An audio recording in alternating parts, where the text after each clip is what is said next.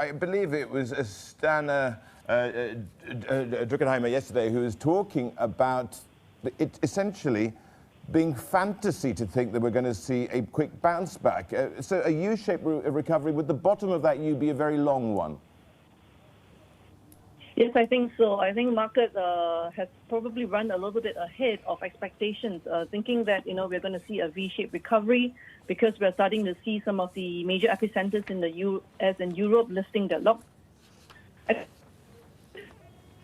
Data prints are still relatively gloomy, and I think if you ask any economists, I think they are expecting that this is going to be a protracted crisis.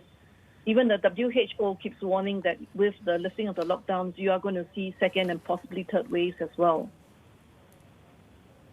So although we have seen Selena, some recovery not in helping markets in things. April... Sorry, Carry on, Selena.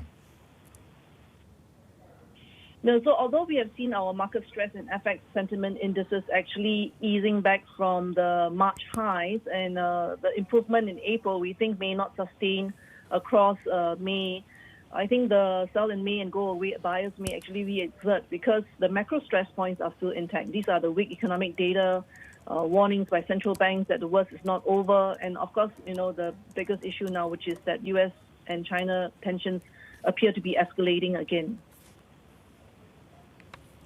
With that in mind, and with the pandemic, this bounce that we've seen in equity markets is really unrelated to fundamentals, it would seem. So are people pricing in too much good news 6 months hence?